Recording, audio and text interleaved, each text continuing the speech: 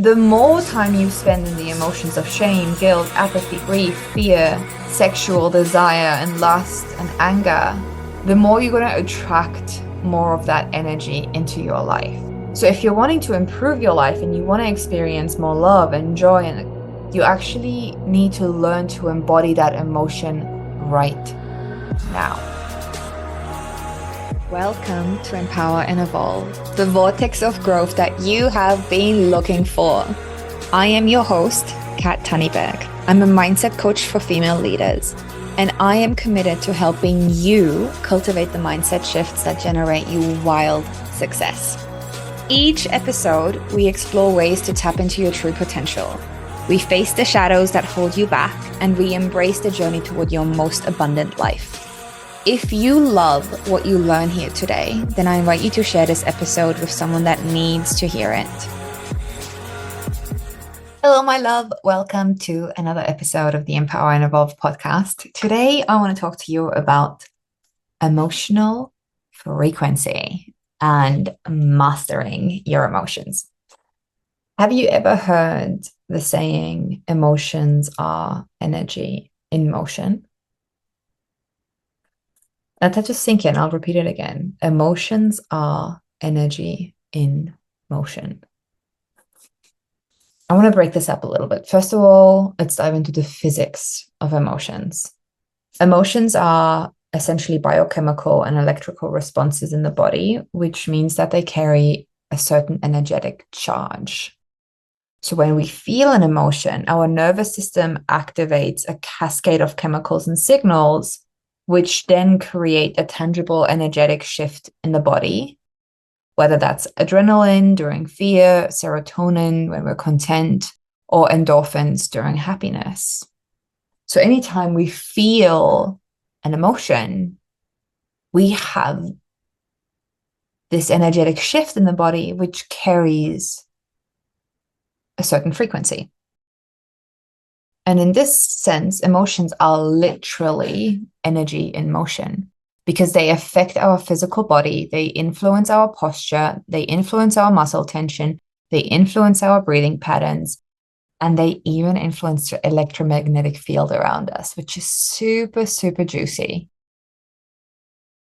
And I'm going to talk a little bit more about the emotional frequency field around us today, because that's going to be really great. But before I go there, I want to also go into the second concept around emotions being energy in motion. And that is that emotions are meant to move. Emotions are designed to be felt and expressed. Because when we allow ourselves to fully experience them, they naturally move through the body and dissipate. They actually, like if we feel our emotions in the moment, they only last 90 seconds. That's just fine. 90 seconds. This is key to emotional health because when we start to suppress or resist emotions, we cause them to stagnate. We trap them in the body, and that creates tension or even dis-ease in the body. Like if you're familiar with the work of Dr. Gabor Mate or Dr. Joe Dispenza, they go into this in many, many different ways. I'm not going to get into too much of that today, but literally, if we feel the emotion in the moment and we just let our body do whatever it needs to do in that moment to process that emotion, so not your head, your body, it's going to last 90 seconds. But the more that we are stuffer downers and suppress our emotion, resist our emotions, the more they linger and they create more of that energetic charge that creates discomfort in our body and creates stress from within. When emotions move freely, they are processed and we can return to a balanced state more easily. This is something I teach my clients so much, and it takes a lot of time to kind of master this because most of my clients, just like me, have been stuffer downers because we've been told, be a good girl, just get over it, whatever, that doesn't matter, just change your perspective, good girls don't cry, don't be angry, blah, blah, blah, blah, blah, blah, blah, blah, blah. So it's no surprise that we become these stuffer downers. But then that's how we create discomfort, dis-ease in our body, and we experience negative effects. So start to feel your emotions. Let them move.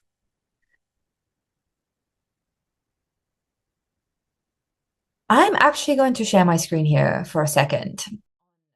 The YouTube. If you're watching to the podcast, I invite you to just go onto Google and Google emotional frequency scale so that you can have an image of this. If you're watching the YouTube, you can check this out here. This is one of the slides that I shared on my inside my Unleashed container, and it has the emotional frequency scale on it. So you can see that it's kind of like a cone where at the bottom, we have more contracted energy, and the further up the cone we move, we have expanded energy, and we move into ultimate consciousness the further up we go. And it's really dense energy at the bottom. The lowest frequency emotion is shame. And the highest frequency emotion is enlightenment. The thing with these frequencies is that the more time you spend in the emotions of shame, guilt, apathy, grief, fear through sexual desire and that we are in, anger. That's why so many manifestation teachers talk about become the vibrational energy for your life.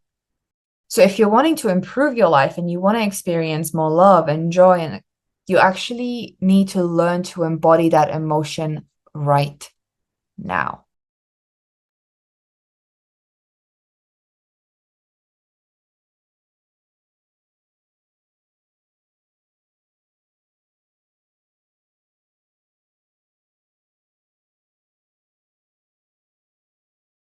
And with the emotional frequency scale, we can actually kind of treat it as if it is a ladder where we can move up the ladder one at a time. So if we notice ourselves in shame, for instance, we can ask ourselves,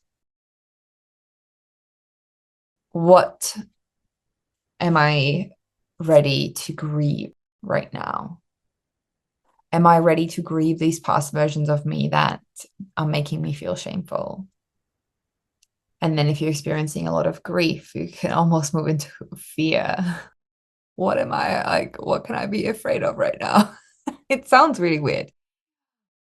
But one of my favorite ways to actually move up from those low emotions is asking myself, what can I get angry about? And there's a ton of things that I can get angry about. Because anger is actually the highest frequency from those lower frequency emotions. And then once I've gotten angry about something, then I can ask myself, what is a courageous action that I can take? Then I can start to ask myself, how can I become more neutral about this? What is something that I'm willing to do? How can I accept my situation? And I get to start to move up the scale.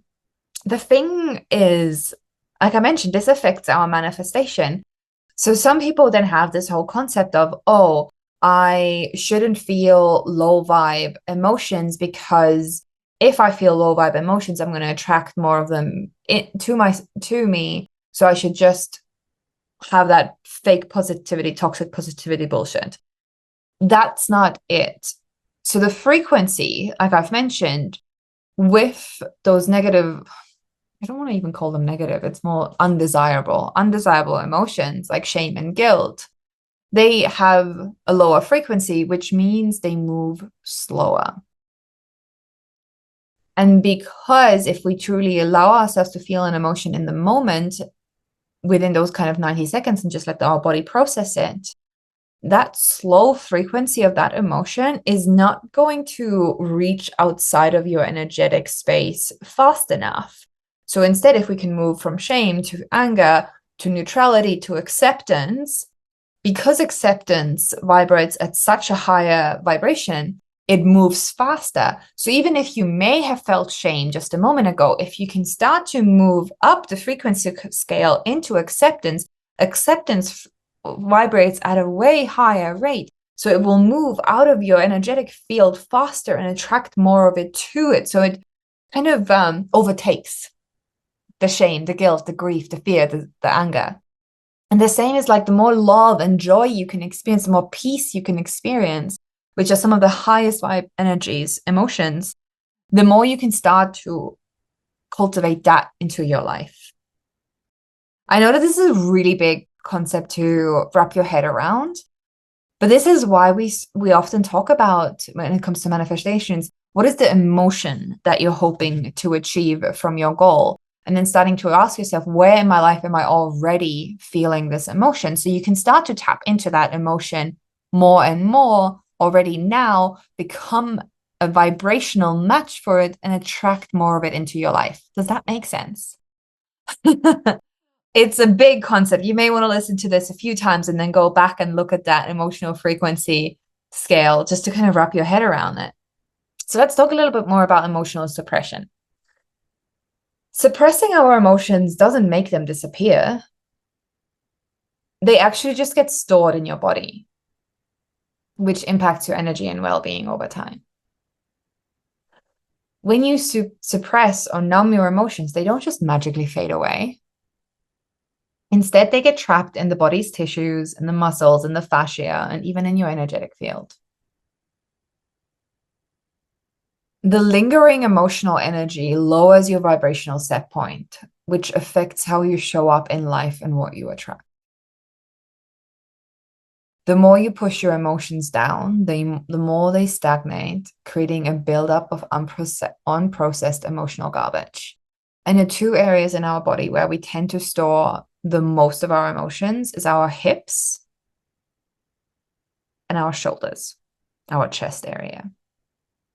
And as a yoga teacher, I experienced this a lot. Like even this week when I was teaching my yoga class, I did a slow flow and deep stretch class, really focusing on hip openers.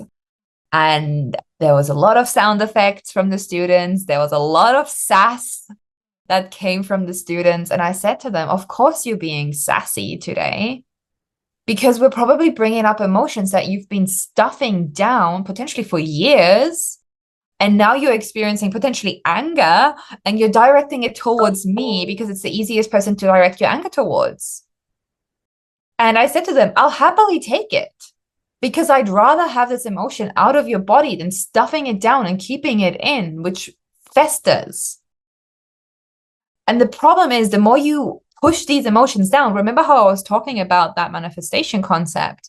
The more you're pushing them down, the more you're staying in that frequency, and the more you're going to attract that into your life. So you may think that you're doing yourself a favor by suppressing your emotions, but you're actually just creating a really shit life for yourself. The more you can start to learn to just feel your emotions, because they're meant to be felt, and your emotions and your feelings don't mean anything about you. They're just that. They're just emotions and feelings. You're just having a little human experience in your little human meat suit. But that doesn't mean that that's who you are. You need to identify yourself with these emotions. The more that you can actually just feel them and let your body process them, the happier you will become in the long run. Because over time, the emotional clutter that builds if you suppress your emotions leads to discomfort. It leads to emotional instability and even physical symptoms. Have you ever experienced where you've been stuffing things down, like your partner has been annoying you, they've been doing things that you don't like, but instead of like telling them, you just stuff it down, and then suddenly you just fucking explode all over them? Because your body craves to release it. But instead of being a crazy woman lashing out at your partner, or a crazy man lashing out at your woman, if you would have just brought it up in the moment and had a conversation and allow your body to process your emotions and taken personal responsibility and say, this is how I am feeling, not saying like, you made me feel, like, this is how I am feeling, recognizing that the way that we respond to someone's actions is always based on our past experiences. And we can change the way we respond by doing personal work. The more we're able to handle them in the moment, the more we're improving our communication skills in our relationship. which is huge. Super, super important. So you really want to learn to feel your emotions. And when you start this experiment of actually just allowing yourself to feel these emotions, you're probably going to make a lot of people really uncomfortable around you, because most people are very uncomfortable with emotions. So they're going to tell you to just suck it up or get over it or this or that. And it's actually just because you are showing them to feel their emotions and they're not comfortable with that. So then it's easier to get you to change your emotional state than for them to have to look at the mirror and actually be like, fuck, I'm not handling my own emotions. The body craves emotional release. So whether that's through crying, through yelling, or movement. Movement is one of my favorite ways to move energy. And I've taught this before in one of like past podcast episodes, like way back, talking about the Tony Robbins triad. And I actually want to record another podcast episode on it. But one of the ways that we change our state is through movement. Movement is one of the easiest ways to change our state. Because when we either cry, we yell, or we move, we let those energies flow out and free up space for positive emotions, that joy, the love, the peace, gratitude. If you're in true gratitude, you can't be angry at the same time. And you can't be afraid at the same time. Gratitude is one of the best ways to shift your energy. And the more we block our emotions, we also block the free circulation of that positive, high vibrational energy, which we actually want to be cultivating to call in more beautiful energy. So if you've been dealing with dense, low vibe emotions regularly, it's actually likely that you've been suppressing them rather than expressing them. So feeling and releasing your emotions is really key to keeping your energy field clear and vibrant so that you can experience more joy, more peace, more ease. So allow yourself to be a human, feel the emotions, feel the whole emotional spectrum, because it's really crucial for your overall energetic health. And you may have noticed me saying earlier, I don't want to call it a negative emotion. And, I might still slip. So I probably have slipped many times on this podcast. But what we actually want to cultivate is neutrality, and just recognize that nothing has meaning until we give it meaning. Anger, for instance, some people consider it a negative emotion. I consider it a healthy emotion, because anger expressed in a healthy way actually helps us to set boundaries, to move away from things that aren't aligned, etc., etc. So we want to come into neutrality. Emotional neutrality means that you're observing and feeling your emotions without attaching stories or judgments to them. It's the practice of experiencing your emotions without letting them control or define you. Emotional neutrality is not about suppressing emotions, but rather allowing them to flow through the body without becoming attached to them mentally. Because once you become attached to them mentally, so even if your emotions last longer than 90 seconds, you've probably added a belief, a story, a meaning, anything to it, and that's why it's lasting longer.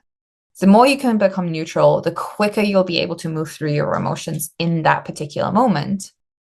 And I get it. Often emotions can become so overwhelming because we have tied them to beliefs or stories about ourselves, and we make them mean something about ourselves or who we are or who we're becoming. Example would be feeling sadness may lead you to thoughts like, I'm not good enough. And that then prolongs your emotional experience. But your feelings have nothing to do with who you are. So start to cultivate that neutrality. Like, this is really, really key. And to cultivate neutrality, it's really essential to step away from the mind and just drop into your body. Let the emotion be what it is, energy that needs to be felt and expressed. Nothing more. The more you can detach from the story that you may be attaching to the feeling and simply allow yourself to feel, the more you will allow your emotions to pass through you more easily. So here's a little practical tip. When you're in the midst of an emotion, ask yourself, what am I feeling in my body right now? Where am I feeling it? And how can I support my body to fully express this emotion? Focus on the physical sensations, not the thoughts. And this will help you stay present and release the emotion without feeding into it. Isn't it fun? It's really, really important that you learn to support your nervous system and your body when it comes to maintaining emotional neutrality and to process your emotions more effectively. Because the more that you can start to take care of your body and your emotions, the more you'll be able to flow through those emotional waves with more ease. So to stay emotionally neutral, it's so important to support your nervous system so that it can handle the energetic charge of the emotions. When your nervous system is regulated, you're less likely to get overwhelmed by your emotions or attach stories to them. And really simple practices, I can't stress this enough. It's simple practices that will make the biggest difference here for you. Simple practices like deep breathing, rest, mindful movement, and even journaling can help keep your nervous system in balance. So next time when you feel the big emotions, can you just take 5 deep breaths? Can you just take a moment to journal about what you're experiencing? Can you just move your body? Like, can you ask yourself, what does my body need? How does my body want to move right now? What can I do to move through this emotion? By expressing your emotions physically, such as through movement or even through sound, like letting, like, like a deep breath and then like a big sigh, or even creative outlets like painting, dancing. I don't know. I'm not coming up with creative outlets right now, but you get what I mean. All these ways help your body process and release your emotions. And the more regularly that you can start to check in with your emotional state and really use physical expression to move any stagnant emotions, the more you'll be able to release these emotions out of your body. Another practical tip for you here. I encourage you to create a list of the practices that help you regulate your emotions. Is it deep breathing? Is it dancing? Is it stretching? Is it screaming into a pillow? Is it doing yoga? Is it journaling? Is it going out in nature? Fun fact about nature, the frequency of nature is like very much on the higher end of the scale. It's that peace. So when you're in nature, the frequency of nature will affect your frequency, which will then help you regulate yourself. And that's why spending time in nature without any devices, just being present with nature can be so healing for you. And also a really beautiful tool to process your emotions. But when you create this list for yourself, you'll be able to use that when you feel stuck or when you feel overwhelmed. And you can go to that list and turn to these practices to keep your emotions moving and your energy field clear.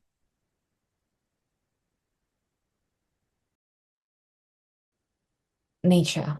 Go into nature. Go and allow yourself to feel the fields. And I do want to give you a warning here. When you have had a lifetime of suppressing your emotions, when you first start to work on expressing your emotions and mastering your emotions, it's going to be like you've opened the floodgates, and it's going to be a lot. It's going to be a lot. And you may like ask yourself, like, oh my God, what have I done? And you may regret it. And you may just want to go back to how you've always done it and just suppress your emotions again. But I promise you that this is just temporary. It's just temporary. And the more that you can be with your emotions in the moment and just allow your body to feel them, allow yourself to move through them, eventually the floodgates will drain. And you will have set yourself up for a really, really great place to handle your emotions with more ease and to be able to move through them with neutrality and really just feel them for that 90-second lifespan and then allow them to be discharged so that you can come back to being regulated and start to move up that frequency ladder towards the higher vibe emotions, so that you can become a vibrational match to attract more love, to attract more joy, to attract more peace. And gratitude can often be one of the first steps to help you move into those higher levels. What is something that you can be truly grateful for today? Truly grateful. Connect to that feeling and allow yourself to move up the ladder. I know this can be scary at first, but I promise you, it's going to have a profound impact on your overall health, mental and physical. Love you.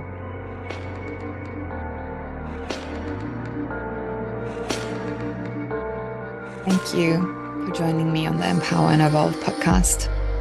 I hope that today's episode has sparked a new insight, or perhaps reminded you of your own power to manifest change. If you found value in our time together, I invite you to subscribe and share this podcast with someone who might need a little reminder of their own magical power. It would mean the world to me if you could take just 2 minutes to review the podcast and help it reach more people. And remember, the journey of transformation is ongoing, and sometimes the most powerful step that we can take is to simply pause, breathe, and realign with our deepest intention. Until next time.